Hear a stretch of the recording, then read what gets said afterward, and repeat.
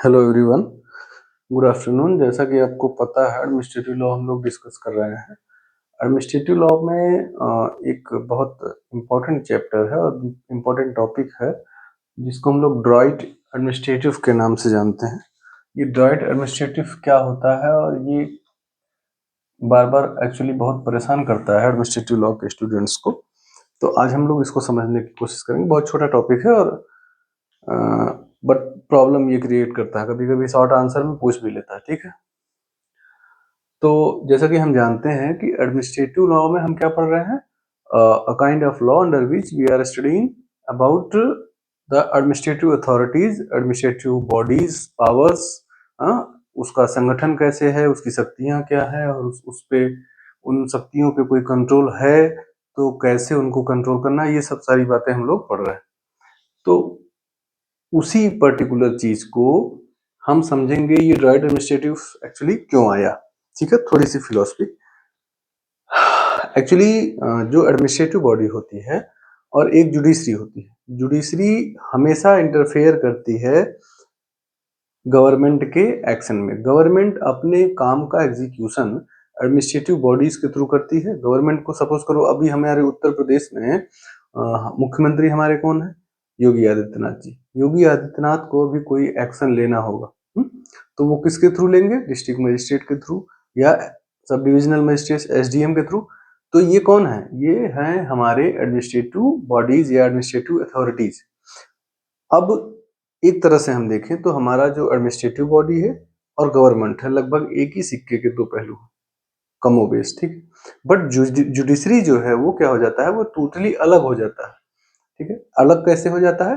क्योंकि जुडिशरी का काम क्या है कि टू इंटरप्रेट द लॉ, और लॉ इंटरप्रेट कर उसको कैसे करना है? सो दैट कि it should be just, fair and reasonable. जैसे कि आपको मेनका गांधी केस में पता चला होगा ना, जस्ट फेयर एंड रीजनेबल का मतलब उस इंटरप्रिटेशन को हम ऐसे करें कि न्याय हो पाए ना। और न्याय होने के लिए अगर जुडिशरी कोई भी लॉ को इंटरप्रेट करेगी तो वो ऑब्वियस है कि हमेशा गवर्नमेंट के खिलाफ में होगा, क्योंकि government is the only body that can violate our fundamental rights.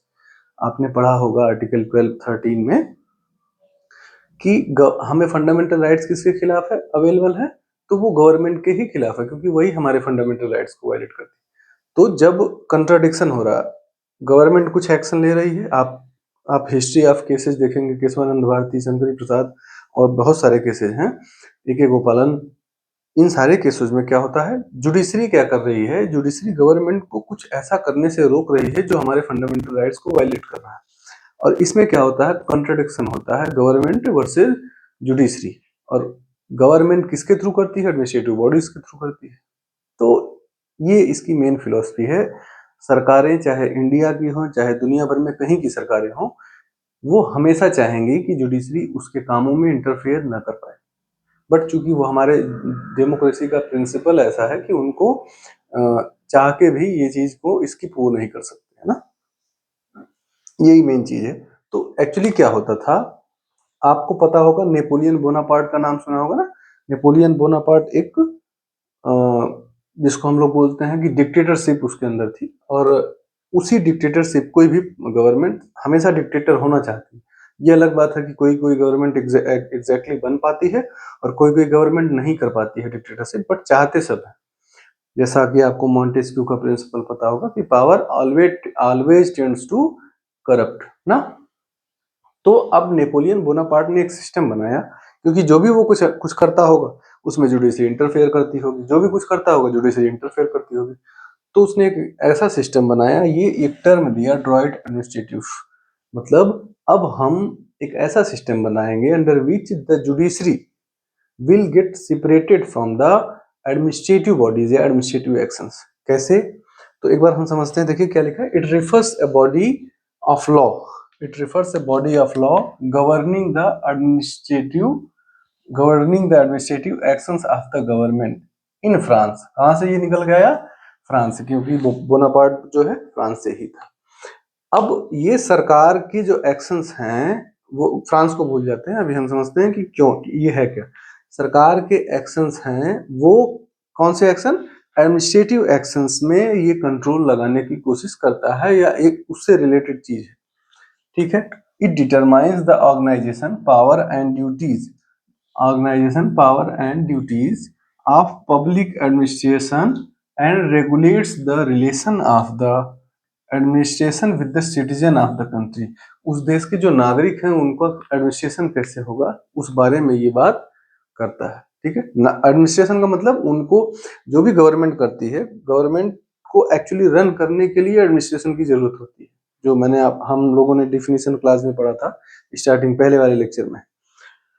तो इस तरह से हम समझ पा रहे हैं कि एडमिनिस्ट्रेटिव लॉ में एक सिस्टम होता है जिसमें प्रशासनिक अधिकारी गवर्नमेंट की हेल्प करते हैं अपने एक्शंस के द्वारा। बट ड्राइट एडमिनिस्ट्रेटिव में एक सिस्टम ऐसा बनाया गया जो इसी से रिलेटेड है। वो क्या कहता है? A law was passed by Napoleon Bonaparte depriving, the main point is it was depriving means होता है ये रोक रहा था, it was stopping to whom law courts means it was depriving the judiciary, न्यायालयों को रोक रहा था in their jurisdiction in administrative matters. मतलब न्यायालय can exercise its jurisdiction in all the matters except the administrative matters. ठीक है, अब जो भी प्रशासनिक मामले होंगे, प्रशासनिक मामलों में न्यायालय कभी भी इंटरफेयर नहीं करेगा।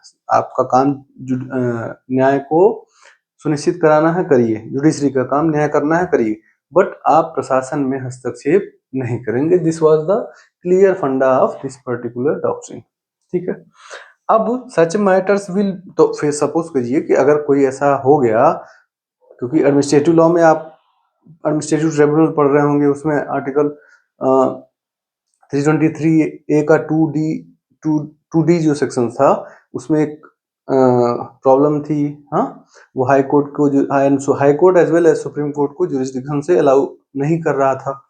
तो ये सारी चीजें इन्हीं रीजन से हो रही हैं। तो अब वो मामले कहाँ जाएंगे? Such matters will be dealt by council d'etat. Council d'etat की पहली तो स्पेलिंग है CONSEIL। ठीक है, हमारे यहाँ जो COUNCIL होता है वो दूसरी चीज है, ये इसकी स्पेलिंग है CONSEIL। इसके बाद स्मॉल d, इसके बाद फिर ऊपर एक सिंगल कॉमा, उसके बाद ETAT। ठीक है, this is the spelling. Such matters will be dealt by the council dictate। council dictate कौन होता है? it is the highest appellate body, highest appellate authority। जैसे हमारे यहाँ में सुप्रीम कोर्ट है फॉर जुडिशियल मैटर्स, उसी तरह से एडमिनिस्ट्रेटिव मैटर्स के लिए there will be a separate chain of government, separate chain of system जो सारे मामलों को रिजॉल्व करेगा। कौन से मामलों को?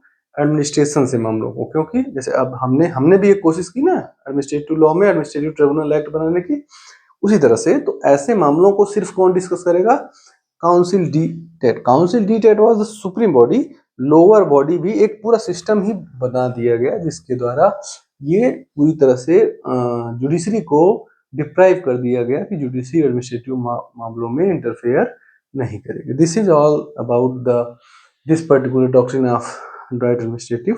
ये इसमें बहुत सारी चीजें नहीं हैं, ये इसके की पॉइंट्स हैं, और बस ये आपको जानना है कि काउंसिल डीटैट होता है इसमें ड्राइट एडमिनिस्ट्रेटिव में। ये एक सेपरेट बॉडी होती है जो एडमिनिस्ट्रेटिव मामलों को ही देखती है, जुडिशरी अन्य मामलों को देखती है अदर देन एडमिनिस्ट्रेटिव मामले। ठीक है, और council d'etat is the supreme body.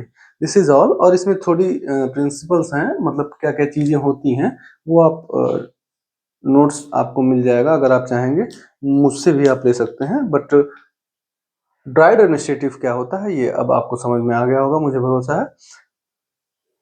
अगर आपको ये लेक्चर समझ में आया हो तो प्लीज लाइक एंड सब्सक्राइब और शेयर कीजिए अपने दोस्तों में।